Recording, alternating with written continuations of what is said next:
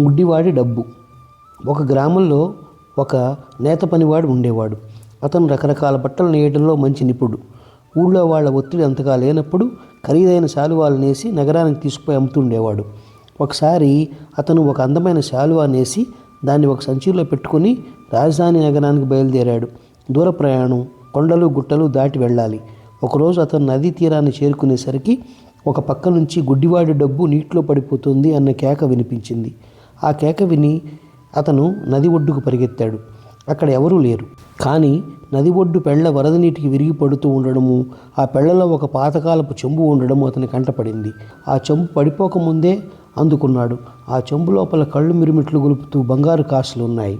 వాటిని చూసి అతను పరమానందభరితుడైనాడు. అతను చెంబు మూతికి రేకు అడ్డం పెట్టి వాసన కట్టి తన సంచిలో నుంచి శాలువా తీసి భుజాన వేసుకుని ఆ సంచిలో చెంబు ఉంచి ఇంటి ముఖం పట్టాడు. అతను ఒక గ్రామం చేరేసరికల్లా చీకటి పడింది. ఆ రాత్రి ఆ గ్రామంలోనే గడిపి మర్నాడు బయలుదేరి తన గ్రామానికి పోవచ్చును అనుకుని అతను ఒక ఇంటి తలుపు తట్టాడు.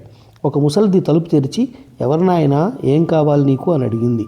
ఈ రాత్రికి మీ వసారాలో పడుకోనివ్వండి, భోజనం కూడా పెట్టారంటే ₹1 ఇస్తాను అన్నాడు అతను. దానికేం భాగ్యం నాయనా అని ముసలిది అతని దగ్గర ₹1 తీసుకుని అతనికి భోజనం పెట్టి వసారాలో పడుకొనిచ్చింది. అంత బంగారం తెల్లవార్లు తన వద్దనే ఉంచుకుంటే ఎవరైనా కాజేయవచ్చు అనుకొని అతను ముసల్దాన్ని పిలిచి, ఈ చెంబులో ఆముదం ఉన్నది, దీన్ని లోపల జాగ్రత్తగా ఉంచండి, నేను రేపు ఉదయం వెళ్ళేటప్పుడు ఇద్దురు గాని అన్నాడు. అలాగే నాయన అని ముసల్ది అతని చెంబుని తీసుకుపోయి లోపల భద్రంగా దాచింది. తరువాత ఆమె తలుపు వేసుకొని పడుకున్నది. తలవని తలంపుగా ఆ రాత్రే ముసల్దాని కుమార్తెకు పురుడు వచ్చింది. ఇంట్లో ఆముదం కోసం చూస్తే కనిపించలేదు. అయిపోయినట్టున్నది. వసారాలో పడుకున్న మనిషి ఇచ్చిన చెంబులో ఆముదం ఉంటుంది అన్న విషయం ముసల్దానికి గుర్తుకు వచ్చింది. ఆమె సంచిలో నుంచి చెంబు పైకి తీసి కట్లు విప్పి రేకు మూత తీసి చూస్తే బంగారు కాసులు కనబడి కళ్ళు చెదిరిపోయాయి. పిల్లాడు భూమి మీద పడ్డ వేళ విశేషం కదా అనుకుని ముసల్ది ఆ కాసులను తీసి భద్రం చేసింది. దొడ్డిదారిన వెళ్ళి పొరిగింటి వాళ్ళని లేపి ఒక సేరు ఆముదం అరువు తీసుకొని చెంబులో పట్టినంత పోసి దానికి మూత పెట్టి వాసన కట్టి సంచిలో ఉంచి మిగిలిన ఆముదాన్ని అవసరానికి వినియోగించుకున్నది. తర్వాత నేత పని మనిషి మర్నాడు నిద్రలేచి ముసలిదాన్ని అడిగి తన సంచి తాను తీసుకుని తిన్నగా ఇంటికి వెళ్ళిపోయాడు. భార్య అతని భుజాన శాలువా చూసి, ఇది అమ్మకుండానే తిరిగి వచ్చావేమని అడిగింది. ఆ తలుపు వేయవే, ఎంత బంగారం తెచ్చానో చూద్దువు గాని అంటూ అతను సంచి నుంచి చెంబు పైకి తీసి మూత తీశాడు. చెంబు నిండా ఆముదం. ముసలముండ ఎంత పని చేసింది, ఇది దాని పనే, అది తప్ప ఇంకెవరూ ఈ చెంబును తాకలేరు అంటూ అతని భార్యకు జరిగిందంతా చెప్పి, నేను ఇప్పుడే వెళ్ళి ఆ ముసలిదాని అంతు తేల్చుకొస్తాను అని మజిలీ చేసిన గ్రామానికి బయలుదేరాడు. ముసలిది అతన్ని చూసి, ఏనాయనా మళ్ళీ వచ్చావు, ఏమైనా మర్చిపోయావా ఏమిటి, లేక ఈ రాత్రికి కూడా ఇక్కడే పడుకుంటావా అన్నది. నా దగ్గర ఇంకో బంగారు కాసుల మూట ఉన్నదని ఆశపడుతున్నావా అన్నాడు కసిగా. బంగారు కాసులు ఏమిటి నాయనా అన్నది ముసలిది అమాయకంగా.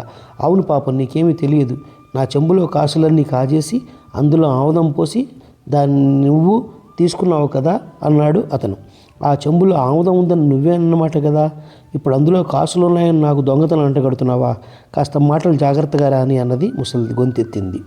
చుట్టుపక్కల వాళ్ళు పోగయ్యారు. అందరూ ముసలిదాన్నే సమర్థించారు. వాళ్ళలో కొందరు, నీకు చెంబు నిండా కాసులు ఎక్కడివి, చెంబులో కాసులు పెట్టి ఆముదమని ఎందుకు అన్నావు, నీ వాలకం చూస్తే దొంగలాగున్నావే అని ఎదురు దబాయించారు.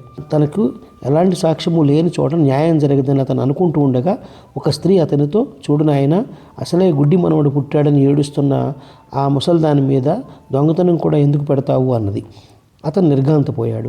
తాను పడుకున్న రాత్రే ముసల్దాని కూతురు ప్రసవించిందని, పుట్టిన పిల్లవాడు పొట్టుగుడ్డి అని నలుగురు అన్న మాటలను బట్టి తెలిసింది.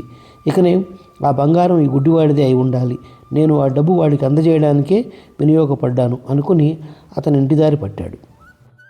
ఈ కథ నచ్చినట్లయితే షేర్, లైక్, సబ్స్క్రైబ్ చేసి పక్కనున్న గంట ఐకాన్ని కొట్టండి.